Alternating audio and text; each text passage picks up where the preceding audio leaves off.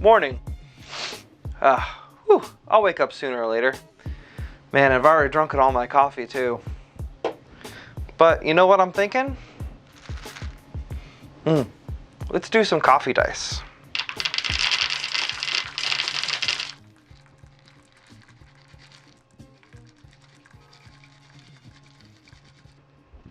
Oh, don't forget, we have our 500 subscriber giveaway going on still.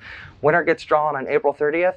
So if you haven't checked out our last video on the 500 subscriber special, definitely do so to get your chance to win that pressure pot and some other great prizes. Also, I'll be giving this set away as well. Keep an eye out for a link in the description on how to win it. Happy casting. I don't know about you, but as I get older, coffee is pretty central to how I get my caffeine and a little bit of a stability in the morning. I've given up soda and I'm not really big on energy drinks or alternative drinks, so coffee is my go-to to kind of wake me up and get my brain from being all frizzy. So I want to go ahead and make some dice with actual coffee bean, and it presents a little bit of a unique situation because coffee beans themselves are a natural inclusion, and with natural inclusions you usually have a lot of issues with voiding due to all the excess air they're able to absorb into the actual internal structure, and as that resin slowly seeps in and replaces the air, it adds voids to your dice because there's not more resin to fill in all that negative space. The best way you can mitigate these issues with natural inclusions, whether that be wood, porous rock, flowers, complex animal shells, feathers, whatever it is to create some insert die. Now with an insert die mold, we refer to them as blanks because there's no number faces and they're intended to be cast and then placed into the number mold. You'll also see them referred to as inclusions or crystal shell dice. Today we're going to be focusing on how you cast the actual core of the die. That way you don't have to worry about your completed dice being ruined by voids or other issues like protrusions and the object sticking out, which is another issue you can have when you're working with natural components. Because if you can't polish it and clean it up, then it's a little more than a paperweight. And when I make dice, I want to make sure I can roll those dice. So let's get started on the process of prepping your natural inclusions, creating the insertion molds from the blanks, and then actually using them on the number mold themselves to get a finished product. Let's get started. So we have everything set up and ready to go. I've got my coffee beans and my blank mold. And because we want as much penetration of the resin as possible to make sure we get good casting, we're going to be using Smooth Cast 326. It is not fun stuff. But the reason we're using this for our blanks is twofold. First off, it's extremely liquid, so it'll be a lot easier for it to get into the actual beans themselves. And secondly, it has a 1 hour cure time even though it's so liquid. So it's gonna penetrate, saturate, and then we'll be able to demold and get our dice made quicker without having to wait another 24 hours just for our blanks themselves to cast. Now you can see here the Smooth Cast has a yellow tint to it. That is perfectly fine. I have found that as part of the casting process, it does go clear, so you don't have to worry about that. Now you can also add colorant to it as you mix and before you prep. You can see that exothermic reaction starts almost immediately as it goes cloudy. You will just want to keep mixing until you see it go clear. So we're going to add just a touch of this Ranger Mixative Rose Gold. And when I say just a touch, I mean literally 1, 2. This will give us a little bit of additional sparkle and color and a nice sheen when the light hits it just right. Now, we are going to pour this directly onto our beans. Like I said, we're breaking the rules. Typically you'd pour into your molds, but I want to make sure I get good saturation. And this initial step is really going to help us with that. Now this particular resin The larger the volume it is, the more prone it is to flash curing. So I'm only doing this for about a minute just to get that initial saturation.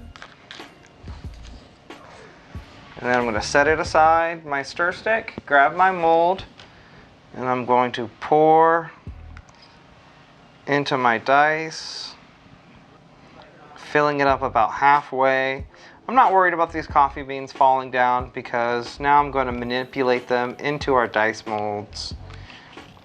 I want to make sure I get enough in and on, and I just find it a lot easier to work it in with a popsicle stick. Now, you can fill the mold and then put the resin in, but I found that it's way more prone to collecting air bubbles if you do it that way. This method makes sure that there's enough resin on the base and that the beans are fully saturated. Because these are blanks, you don't have to worry so much about getting everything perfect. The blanks give us the wiggle room to make imperfections. So like this D4 right here, I'm having trouble getting all these beans to fit in perfectly, and that's fine. And you can see the beans naturally, they want to float because they've got all that air in them. But as soon as we get them under pressure, that's going to alleviate a lot of that. Perfect. All right, and we've got leftover resin here and beans, but that's fine. It's always better to have more than you need. Now for the capping, we're just gonna cap like normal. Place it on there and just give it a swivel. Don't need to put a lot of pressure on this because we don't want to squeeze out too much of that resin. Now we'll get this on the pressure pot and it's ready to go. All right, it's been a couple hours, so we're gonna go ahead and demold now. This was in the pressure pot, but now that it's all cured, we're taking it out. You can see our bean brick here has fully cured, as well as our scraps on the table from squeeze out, always fun. So let's go ahead and pop this sucker. Nice. Squeeze it and get this flashing off, super thin. Now you can see here, we did have some protrusion and not full saturation on all of them. So this is why we wanted to use the insert mold or the blank mold, because if that would have happened on the actual die, we'd be screwed. But we've got these, we can pull this out. So let's go ahead and pop these blanks out. Now the blanks themselves are at a 15 matte finish. I do not fully finish blank mold for one good reason. There's no reason to have them fully polished because the effect that you're gonna get once you put it in the resin is gonna hide all the flaws. So with this one, you can see it floated and we ran into the issues of it not staying set. You've also got some poke out here, and I'm gonna actually sand this down to get a nice flat finish. That's gonna be awesome. And you'll be able to see some of the interior of the beans on this D4. So now we've got these ready to go. Whoops. If you want to see how they look, you can dip them in water, and that's going to give you your full effect. All right, so we've got our coffee blanks now. We're ready to cast and insert them in. This will be using KS resin, their liquid art series. I've got more than I needed prepped here. Usually you'd only need about 20 milliliters at most. I'll be making multiple dice sets using this resin, so going to mixing up a big batch. If you find yourself working with really large amounts like this, I typically recommend splitting it up into smaller portions. That way you don't run into flash curing issues. So now we're gonna go ahead and take some of our clear resin. I want to tint this bottom layer with just a smidge of white. Because I'm going to take a little bit of this. Not a lot because I don't want the white to overpower my coffee. I just want it to look like a little bit of cream in there. Oh, giggity, giggity, giggity, giggity.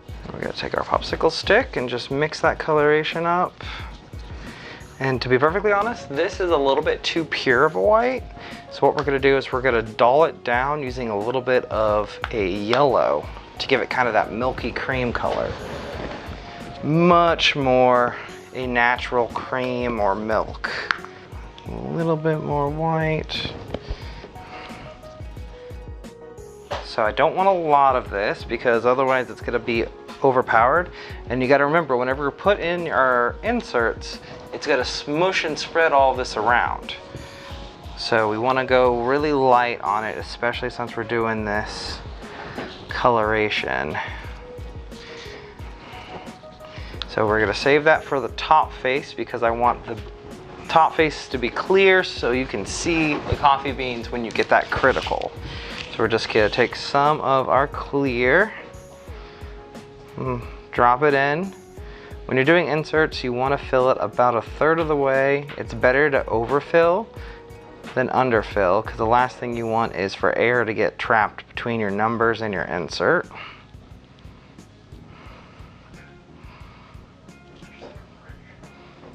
There you are. Perfect. And then we'll start with reference. So here's that D4, if you recall. I can see how I shaved down the sides a little bit on where it was protruding at the top, and now it's nice and flat and even. And we'll just plop that right in like so. And then on top of this clear, I'm gonna take some of this cream and just put it in just like so. So then we get that really pretty coffee creamer or milk effect. And some of this coloration will seep down as well, so that'll help a ton. Let's go ahead and get the rest of the dice put into here. Now, when you're putting your inserts in, you want to be careful to line up all your faces and put it in as smoothly and quickly as you can while the mold is expanded, so you don't scratch your faces as you insert it. Don't forget, before you cap, to get a little bit of your excess resin onto the numbers. For this, I'm going to do a little bit more of that cream, just because that clears that I put on there is going to push most of it out and out of the way. But it's all a balancing act. You got to practice it. Happy little dice.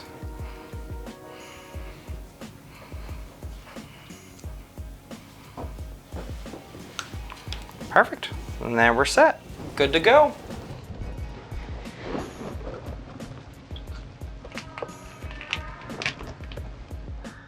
Heck yeah, looks great. Oh, you can see the swirls. Oh yeah. Oh yeah. The coffee bean dice of my dreams. So let's talk polishing and what our next steps are. So we're going to be using Zona paper and water. Most important step, you want to keep things wet. So we're going to dip into our water. Faces we need to clean are where the flashing is. So we're going to go ahead. We're going to hit the one face last. And the reason we do that is because as we're removing the flashing, you're going to bring these sharp edges out of square. They're going to become dulled. And the one face is actually a little bit raised from the rest of the proportions of the die because of that natural fact that that's where the cap was. It's raised as much as the flashing was. So what you want to do is hit that last, bring everything back into balance. So we're gonna make sure we get our paper good and wet. This helps us on two reasons. A, it cuts down on dust. Resin dust is no fun. Don't breathe it. And B, it's going to take the excess resin from the removal steps with our green Zona, our 30 Zona paper, and flush it away from the die. So that way we don't introduce micro scratches. Now you can see here, I'm applying little to no pressure. The most important thing is keeping it flat and working in a figure-8 motion. That's going to do most of the work. The Zona paper does the work, not you. So don't use excess pressure. Just stay consistent with figure-8s, doing your best to keep the entire die face level and on the Zona paper. Now you can see I've removed that beveled edge from this die. And now we're gonna hit the one face, and that's gonna bring these edges back into square and keep them good, crisp, and sharp. I'm gonna go ahead and finish these off camera, and then we'll get back on the inking process. All right, so we've got our coffee set all polished up and ready to go. So now we're gonna go ahead and do our inking job. For this particular ink job, we're gonna do a nice russet brown and metallic champagne to give us that cream look with our coffee beans. That way we can match the aesthetic of the actual dice. So the first thing we're gonna do is lay our base coat down. And for that, I'm gonna go ahead and do the champagne. And then we're gonna go back over and do some highlights on some of the numbers for the actual coffee bean with the russet brown. For this technique, all you need to do is have a paper towel ready to go off to the side. And we're gonna do the twist and pull technique. That way you can make sure and get as much ink that you've overpainted off as easily as possible, while also not taking forever or wasting a whole bunch of excess paint just smearing it all over the place. Let's go ahead and get started. Now, when you're inking your dice, a lot of people feel like you have to be extremely precise, but in all honesty, all you're really trying to do is make sure you get into all the numbers and get all the side walls of those numbers so they look like they're filled appropriately. So you can see here, we've just got a nice good coverage on there. Now, for the patented twist and pull technique, gotta put it face down onto your paper towel. Twist and pull away in one clear direction. And as you can see, that removes about 90% of all that excess inking. The remainder, I usually wait until the ink dries fully and go ahead and give it a wipe with isopropyl alcohol prep pads. You can get these for a couple dollars a box at any general big box store. Now that our 20 face has had a little bit of time to dry, I'm gonna go ahead and take the brown, and we're just gonna do a two-tone here on the base. And I didn't let the ink dry completely because I want it to mix a little bit. So get more of that kind of latte chocolate milk coloration.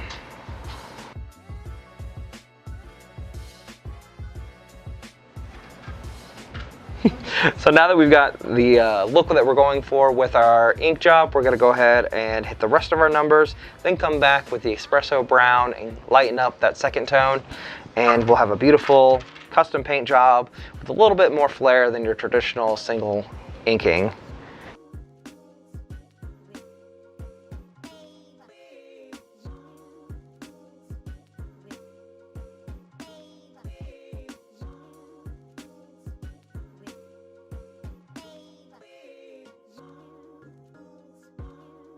So this is what it looks like before we do the proper cleanup with isopropyl alcohol prep pads. Wow.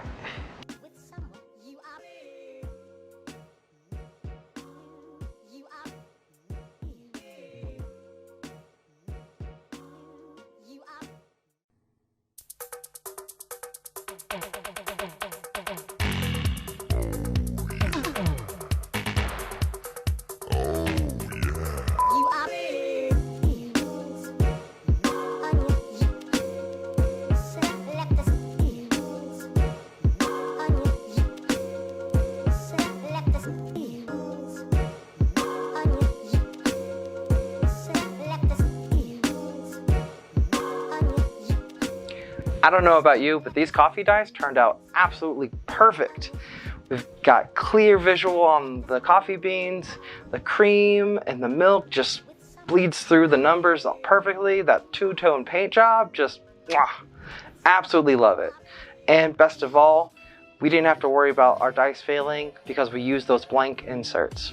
So remember, when you're using blanks for natural inclusions, either use a saturation resin to penetrate all the way and get the air bubbles out and stabilize it, or you're going to want to use a thin resin that sets relatively quickly in order to ensure that it gets completely trapped.